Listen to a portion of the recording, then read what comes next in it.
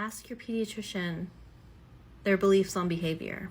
Like many adults, they're probably outdated beliefs. Years ago, I worked with a neurosurgeon, and I was describing emotional regulation and the brain-body connection, and I said, ha ha ha, you probably already know this, right? He looked me dead in the eyes and said, I just cut it. Cool.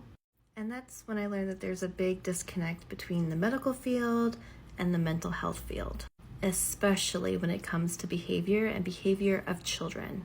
If we've never met before, my name is Megan and I'm a parenting coach. I help parents learn tools to better their parenting toolbox. I help parents go from guessing to being confident through awareness. I help them go from novice to expert through education. And I help them go from stalled to action with practice. And something I know about relationships and behavior and interacting human to human is that we inherit our toolboxes. We inherit them through our culture, through our family, through society, media, experiences, teachers, our own education. And then we either consciously or unconsciously pass on those tools to the next generation. Thus, the cycle is born.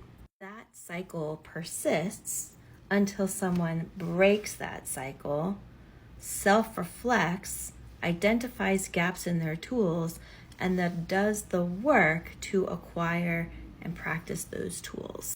Someone who calls themselves a cycle breaker, they know they've done this self-assessment. They know the tools that they've inherited, and they also know the tools that they're working to add and practice to their toolbox so that their children inherit those tools from them. But for many of us, the tools, especially on how it goes to conflict resolution and raising and disciplining children, fall into these three categories. The category of punishments, which I like to call like flames. The category of rewards or treats and baits, or the tools of shame, degradation, and humiliation. The problem with those tools is that over time and overuse causes them to fade. They become ineffective, which means that whoever is doling out those tools will need to intensify them, meaning they will need to have harsher punishments, bigger rewards, or meaner shame. And again, pass those tools on to the next generation.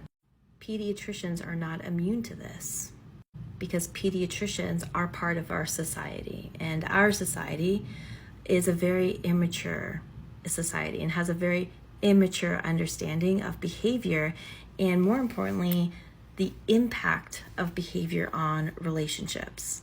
I work very hard through all of my platforms to help adults update those beliefs. Much like we update our apps and devices regularly, I think it's time that we update our beliefs on behavior and relationships, especially the relationship of parent to child. So the old belief is that an adult can create behavior, which manipulating the environments they can. This is a very immature understanding of behavior and how to discipline a child, meaning that the outdated belief is that it's something that's trained through a system of rewards and punishments, meaning that we know that we can make someone quote unquote behave by manipulating the environment, by either adding flames or adding carrots or using the shame to humiliate and hurt.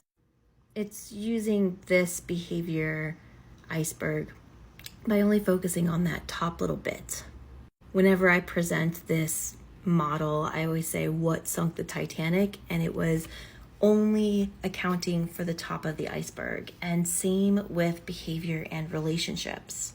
When we only focus on this top little bit, I call it the 10% of what we can see, the hitting, kicking, yelling, running away, crying, red face, sibling rivalry, lying, all of those observable behaviors. When we only focus there and look for tactics and strategies that only focus on removing that, we're missing a huge piece of the picture. We're missing a huge opportunity to pass on different tools. The opportunity to update the belief is that we update it from behavior is something that we can get to behavior is communication. It's communicating how someone feels inside. It's communicating everything inside that we can't see.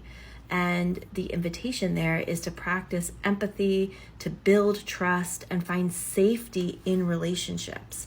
And when we feel trusting and safe, then we behave well.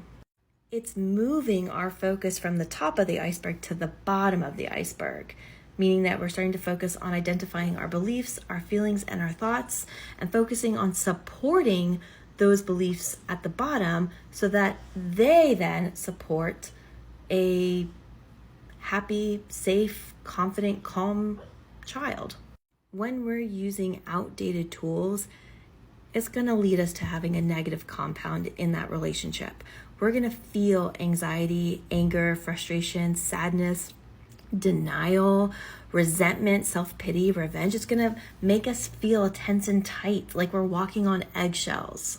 That discomfort is saying like, hey, it's time to update those methods, those tools, those beliefs so that you can feel connected with your child. The parents that I work with to assess their toolbox, to learn new tools, and to practice new tools, they start to build a positive compound in their relationships with their children.